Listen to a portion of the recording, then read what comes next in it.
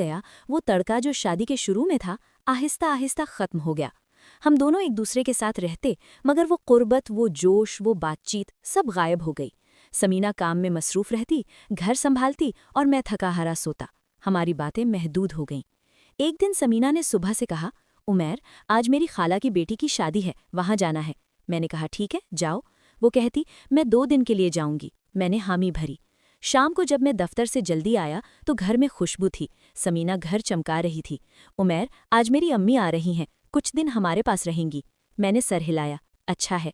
समीना बहुत खुश थी। वो सुबह से घर सजा रही थी। जब दरवाजे की घंटी बजी तो समीना दौड़ती हुई गई। मैं सोफा से उठ खड़ा हुआ। दरवाजे पर शाइस्ता बेगम खड़ी थी। उम्र लगभग 45 साल, मगर देखने में 30 की लगती थी।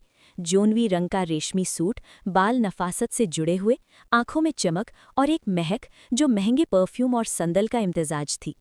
अस्सलामुअलैकुम उमैर बेटा, कैसे हो? उन्होंने मुस्कुराते हुए कहा। उनकी आवाज़ में रौब नहीं, मिठास और शोखी थी। वालेकुम अस्सलाम अम्मी, बिल्कुल ठीक, आपको देखकर खुशी हुई, मैंने सूटकेस थामते हुए कहा। जब मेरा हाथ उनके हाथ के करीब से गुजरा तो एक अनजानी सी हरारत महसूस हुई। वो आम औरतों की तरह ढलकी नहीं थी, फिटनेस देखकर हैरान रह गया। शाम की चाय का वक्त था। समीना किचन में पकौड़े तल रही थी। मैं और शाइस्ता बेगम रूम में अकेले बैठे थे। वो सोफा पर टीक लगाकर बैठी थी, कमरे का जायजा ले रही थी। उमैर, समीना बता रही थी कि तुम आजकल काम की वजह से थक जाते हो। उन्होंने गहरी नज़रें मुझ पर जमाते हुए पूछा। उनका दे तवज्जो दो। समीना तो बच्ची है, उसे इन बारीकियों का पता नहीं, मगर एक मर्द को अपनी शख्सियत का ख्याल रखना चाहिए। उनकी बातों में एक अजीब सा मशवरा था, एक ऐसी अपनायत जो मुझे समीना से कभी नहीं मिली। समीना हमेशा घर के कामों की बातें करती, मगर शाइस्ता बेगम मुझसे मेरी बात कर रही थी। रात के खाने पर टेबल सजी हुई थी। समीना ने अम्मी की पसंद के खाने बनाए थे। गुफ्तगू में शाइस्ता बेगम ने जवानी के किस्से सुनाए। जब मैं तुम्हारी उम्र की थी तो बारिश में भीगना बहुत पसंद था। मेरे शौहर संजीदा इंसान थे, वो मेरी ख्वाहिशों को नहीं समझते थे। औरत को रोटी कपड़ा नहीं, थोड़ी तवज्जो और शरारत चाहिए होती है। वो बातें करते हुए कलाइयों की चूड़ियां दुरुस्त करती, जुल्फों की लट कान के पीछे करती। ये हरकतें इतनी दिलकश थीं कि मैं खुद को उनकी तरफ मुतवज्जे होने से रोक न सका। खाने के बाद समीना किचन समेटने लगी। मैं टीवी देख रहा था कि शाइस्ता बेगम मेरे पर रखा करो, ये बेचारा काम के बोझ तले दबा जा रहा है। इस रात जब मैं कमरे में लेटा तो शाइस्ता बेगम का चेहरा आंखों के सामने था। मैंने सोचा, क्या ये वहम है या वाकई उनके अंदाज में दावत थी? वो मेरी सास थी, रिश्ते का इज्जत था, मगर उनकी कशिश इतनी ताकतवर थी कि कशमकश शुरू हो गई। दूसरे दिन सुबह समीना ने कहा, उमैर मुझे सहेली की शादी में जाना है, 2 दिन के लिए जाऊंगी। मैंने कहा जाओ। समीना हिचकिचा रही थी। अम्मी घर पर रहेंगी, तुम अकेले हो। शाइस्ता बेगम ने कहा, समीना बेफिक्र हो जाओ, मैं हूं ना, उमैर का ख्याल रख लूंगी, दामाद है मेरा, कोई गैस तो नहीं। उन अल्फाज में लचक और गहराई थी। मैंने एक बार फिर उनकी तरफ देखा। समीना चली गईं। घर में सिर्फ मैं और शाइस्ता बेगम थे। दोपहर का वक्त था।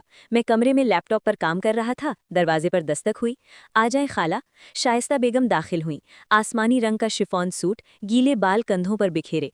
उमेर, काम बाद में कर लेना, जरा इधर आओ, मेरी कमर में जिप फंस गई है, हाथ वहां तक नहीं पहुंच रहा। मेरा हाथ रुक गया, दिल तेजी से धड़का। मैं उठा, उनके पीछे खड़ा हुआ। उनकी गर्दन से खुशबू बिखर रही थी, कमर की नरमी साफ नजर आ रही थी। जगम ट्रे लेकर टेरेस पर आई, गरम चाय और पकौड़े। बारिश का मजा है ना उमैर? वो मेरे करीब बैठी, घुटना मेरे घुटने से टकरा रहा था। जी बहुत अच्छा है, वो बोली। जब मैं तुम्हारी उम्र की थी तो बारिश में भीगना पसंद था। मेरे शौहर संजीदा थे, मेरी ख्वाहिशों को नहीं समझते थे। औरत को रोटी कपड़ा नहीं, तवज्जो चाहिए। मैं खामोश रहा। वो कहती रही, समीना खुश नसीब है कि उसे तुम जैसा पुरकशिश शौहर मिला। काश हर किसी की किस्मत ऐसी हो। रात के खाने के बाद समीना सो गई। घर अंधेरा हो गया। मैं मोबाइल की टॉर्च जलाते हुए शाइस्ता बेगम के कमरे की तरफ गया। वो बैठी हुई थीं, चेहरा और उनकी बातें मुझे किसी दूसरी ही दुनिया में ले जा रही थीं। अभी मैं कुछ बोलने ही वाला था कि लाइट आ गई। वो फौरन मुझसे अलग हो गईं और एक शरारती मुस्कुराहट के साथ बोली, जाओ अब जाकर सो जाओ, वरना मैं खुद को नहीं रोक पाऊंगी। मैं अपने कमरे में वापस तो आ गया, लेकिन मेरी नींद उड़ चुकी थी। शाइस्ता बेगम ने मेरे अंदर एक ऐसी आग लगा दी थी जो मजीद भड़क रही थी। समीना को गए हुए दूसरा दिन था। घर में एक ऐसी खामोशी थी जो किसी बड़े तूफान से पहले का एहसास दिलाती है। रात भर ठीक से नींद नहीं आई थी, क्योंकि शाइस्ता बेगम का वो जुमला, जाओ सो जाओ वरना मैं खुद को नहीं रोक पाऊंगी, मेरे कानों में मुसलसल गूंज रहा था। उनकी आवाज़ में एक ऐसी मिठास और कशिश थी जो किसी भी मर्द के होश उड़ा देने के लिए काफ़ी थी। सुबह जब मैं किचन की तरफ गया तो देखा शाइस्ता बेगम पहले ही वहां मौजूद थीं। उन्होंने उस रोज़ सफ़ेद रंग का सादा मगर बहुत फिट लिबास पहना हुआ था, जो उनके बदन के त्राश को नुमाया था, और एक ऐसी नज़र डाली जिसने मेरे बदन में सनसनी दौड़ा दी। हम दोनों आमने सामने बैठ गए। मैंने महसूस किया कि वो बार बार मेरी तरफ देखती हैं, और जब मेरी नज़र उनसे मिलती है तो वो अपनी पलकें झुका लेती हैं, जैसे कोई नौउम्र लड़की शर्मा रही हो। उमैर, तुम क्या सोच रहे हो? उन्होंने अचानक पूछा। तुम्हें देखकर लगता है जैसे तुम्हारे अंदर कोई जंग चल रही हो। मैंने नज़र चुराते हुए कहा, कुछ नहीं, बस कुछ काम की बातें जहन में हैं। वो उठकर मेरे पास आ गईं और मेरा हाथ अपने हाथों में लेकर बोली, झूठ बोलना तो कोई तुमसे सीखे, तुम्हारी आंखें कुछ और कह रही हैं। क्या तुम्हें मुझसे डर लगता है? उनके हाथ इतने रेशमी और गर्म थे कि मैंने बेइख्तियार अपनी आंखें बंद कर लीं। डर नहीं लगता, बस ये सब कुछ अचानक हो रहा है। अच्छा, तुम बैठो, मैं किचन का काम देख लेती हूँ, शाइस्ता बेगम बोली। जब मैं हॉल में बैठा था अचानक किचन से एक चीख सुनाई दी। मैं दौड़कर वहां पहुंचा तो देखा शाइस्ता बेगम फर्श पर बैठी अपना पांव थामे हुए थीं। क्या हुआ खाला? मैंने घबराकर पूछा। पता नहीं उमैर, शायद पांव फिसल गया और पांव मुड़ गया, बहुत दर्द हो रहा है, उन्होंने दर्द भरी आवाज में कहा, मगर उनकी आंखों में एक शरारत अब भी बाकी थी। मैंने उन्हें सहारा देकर उठाया और सोफा तक ले आया। उनके पांव की एड़ी सुर्ख हो रही थी। मैंने बर्फ का बैग लिया और उनके पांव की सेकाई करने लगा। जैसे ही मेरे हाथ ने उनके तलवे को छुआ, उन्होंने एक सिसकी ली और मेरा हाथ मजबूती से थाम लिया।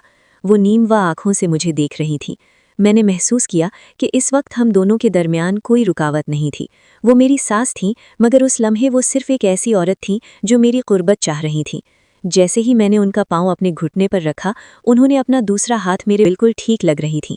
शायद वो मौज सिर्फ एक बहाना था मुझे करीब लाने का। हम दोनों लाइब्रेरी वाले कमरे में बैठे थे। यहाँ पुराने सोफे और नीम रोशनी थी। उन्होंने म्यूजिक प्लेयर पर एक पुराना रोमांटिक गाना लगा दिया। उमैर, जिंदगी बहुत मुख्तसर है। हम अक्सर दूसरों की खुशी के लिए अपनी ख्वाहिशात का गला घूंट देते हैं। कभी हमें अपने लिए भी जीना चाहिए। वो मेरे बिल्कुल करीब आकर बैठीं, इतनी करीब कि उनके सांसों की गर्मी मेरे गालों पर महसूस हो रही थी। क्या तुम्हें कभी ऐसा नहीं लगा कि हमारे दरमियान एक ऐसी डोर है जो हमें एक दूसरे की तरफ खींच रही है? मैंने उनकी तरफ देखा। वो इतनी खूबसूरत लग रही थीं कि मेरा सारा जहन जवाब दे गया। मैंने उनका हाथ थाम लिया और कहा, ये रिश्ता? उन्होंने अपनी उंगली मेरे होठों पर रख दी और सरगोशी की, शाइस्ता कहो मुझे। इस वक्त मैं सिर्फ शाइस्ता हूँ, और ये रिश्ता सिर्फ हम दोनों के दरमियान एक राज रहेगा। इस रात की तारीकी और बारिश की खुशबू ने सब कुछ बदल कर रख दिया। हमने एक दूसरे के साथ वो बातें की जो शायद पहले कबाल बिखरे हुए थे। वो नाइट गाउन में बहुत पुरकशिश लग रही थीं। उमेर, मुझे नींद नहीं आ रही, क्या मैं यहाँ तुम्हारे पास थोड़ी देर बैठ सकती हूँ? मैंने उन्हें रास्ता दे दिया। वो आकर मेरे बेड पर बैठ गईं। कमरे में जीरो का बल्ब जल रहा था। उन्होंने मेरा हाथ पकड़ा और अपने दिल पर रख दिया। देखो, मेरा दिल कितनी तेजी से धड़क रहा है, ये तुम्हारे लिए है। इस लम्हे में सब कुछ भूल गया। मैंने उन्हें अपने बाहों में भर लिया। ये एक ऐसा एहसास था जिसकी कोई तारीफ मुमकिन नहीं। हम दोनों जानते थे कि सुबह समीना वापस आ जाएगी और सब कुछ बदल जाएगा, इसलिए ये रात सिर्फ हमारी थी। रात की स्याही सुरमई सफ़ेदी में बदल रही थी। कमरे में फैली वो खास महक खामोश गवाह थी। चंद घड़ियों में हमारी जिंदगी ही बदल गई, शायद थे। लेकिन इस कमरे की दीवारों ने जो देखा और सुना है, वो सिर्फ तुम्हारे और मेरे दरमियान एक मुकद्दस अमानत रहेगा। मैंने उनकी आंखों में देखा, वहाँ कोई पछतावा नहीं था, बल्कि एक अजीब सा सुकून और इत्मीनान था। मैंने उनका हाथ चूमा और कहा, शाइस्ता, मैं इस अमानत की हिफाजत अपनी जान से बढ़कर करूंगा। आपने मुझे वो एहसास दिया जो लफ्ज़ों में बयान नहीं हो सकता। वो मुस्कुराई, वही शोख और जादुई मुस्कुराहट। अब जाओ, थोड़ा फ्रेश हो जाओ, समीना के आने का वक्त हो रहा है। दोपहर के करीब गाड़ी का हॉर्न बजा। समीना वापस आ गई थी। वो बहुत खुश थी और ढेरों तोहफे लेकर आई थी। जैसे ही वो घर में दाखिल हुई तो उसने अपनी माँ को गले लगा लिया। अम्मी, आपको ज्यादा बोर तो नहीं किया इस उमैर ने? शाइस्ता बेगम ने मेरी तरफ एक मानी खेज नजर डाली और समीना के गाल थपथपा के बोली, नहीं बेटी, उमैर ने मेरा बहुत ख्याल रखा। सच तो ये है कि मुझे अंदाजा ही नहीं था कि मेरा दामद इतना हमदर्द और समझदार है। समीना ने मेरी तरफ देखकर फख्र से मुस्कुराया। वो बेखबर थी कि उसकी गैर मौजूदगी में ख्याल रखने की तारीफ कितनी गहरी हो चुकी थी। इस दिन खाने की टेबल पर फिजा पहले जैसी ही थी, मगर मेरे और शाइस्ता बेगम के दरमियान खामोश गुफ्तगू जारी थी, जो सिर्फ नज़रों के जरिए हो रही थी। शाइस्ता बेगम के जाने का दिन आ गया। उनका सामान गाड़ी में रख दिया गया था। समीना किचन से कुछ खाने पीने का सामान लेने गई तो मैं और शाइस्ता बेगम पोर्च में अकेले थे। उन्होंने मेरे करीब आकर मेरे कोट का कॉलर ठीक किया। ये उनका वो अंदाज था जो अब मुझे अपना सा लगने लगा था। अपना ख्याल रखना उमेर, और हाँ, समीना को कभी ये एहसास ना होने देना कि तुम में कोई तब्दीली आई है। उसे पहले से भी ज्यादा प्यार देना। आप कब वापस आएंगी? मैंने बेकरारी से पूछा। वो गाड़ी में बैठते हुए बोली, जब भी तुम्हें लगे कि जिंदगी बोझ बन रही है, मुझे याद कर लेना। मैं किसी न किसी बहाने चली आऊंगी। आखिर माँ हूँ समीना की, मेरा आना जाना तो लगा ही रहेगा। गाड़ी नजरों से ओझल हो गई, मगर उनकी खुशबू अब भी मेरे पोच में रची बसी थी। समीना मेरे पास आई और मेरा हाथ थामकर बोली, उमेर, अम्मी के आने से तुम खुश तो हो ना? देखो वो कितनी अच्छी है। मैंने समीना को अपने करीब किया और दूर जाती सड़क को देखते हुए कहा, हाँ समीना,